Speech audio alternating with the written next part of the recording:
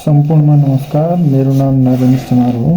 आज हामी केनुलाको बारेमा डिस्कस गर्नेवाला छौँ। यो भिडियो मात्र जनरल नलेजको लागि हो है। हामीलाई सबभन्दा धेरै कन्फ्युजन चाहिँ त्यसको कलर अनि त्यसपछि साइज, यही दुईटालाई लिएर अलि बढी कन्फ्युजन हुन्छ। मोस्टली हाम्रो डेली इमर्जेन्सीमा आइसियूमा युज हुने केनुलाको साइज, कलर, त्यसकै बारेमा आज डिस्कस गर्नेवाला छौँ है हामी।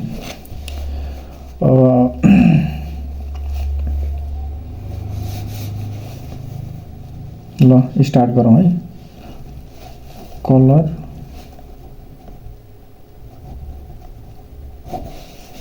कलर कोडिङ अफ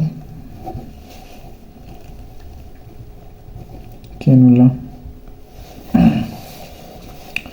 यसको लागि नेपालीमा एउटा फार्मुला हुन्छ, जस्तै ख ह र नि पा। राबाट अलि कन्फ्युजन हुन्छ भने ख ह ग नि पा। जस्तै ख ह र नि पा। मोस्टली यही युज हुन्छ। यसबाट कन्फ्युजन हुन्छ भने त्यो यस्तो गर्न सकिन्छ हामीले ख ह ग नि पा। यो अहिले हेर्दाखेरि के हो जस्तो लाग्छ होला, तर खाबाट हुन्छ खैरो। खैरो मिन्स ग्रे। ग्रे हाम्रो चाहिँ 16 नम्बरको केनुला हुन्छ। जी भनेको गज हुन्छ। केनुलाको साइज क्याल्कुलेट गर्ने युनिट चाहिँ गज हो है।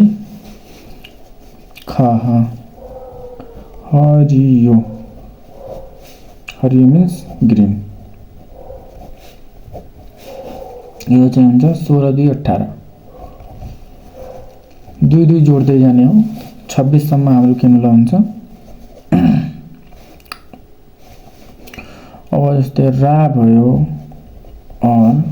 गा भयो, तो रालाई गुलाबी भनिन्छ। गुलाबी। यसले इङ्ग्लिसमा पिङ्क कलर भनिन्छ, पिङ्क। यो चाहिँ हाम्रो 20 नम्बरको हुन्छ। अनि त्यसपछि नि भनेको हुन्छ निलो। निलो मिन्स ब्लू।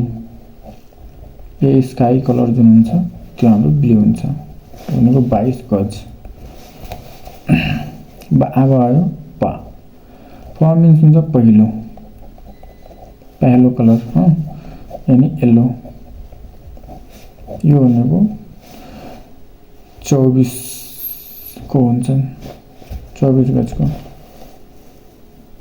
ल आजको लागि यति नै राखौँ।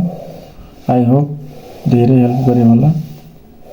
कुन पार्ट मन पर्यो, कहाँ कन्फ्युजन भयो, या नेक्स्ट कुन टपिकमा भिडियो चाहियो त्यसको लागि कमेन्ट गर्नु होला। ल धन्यवाद।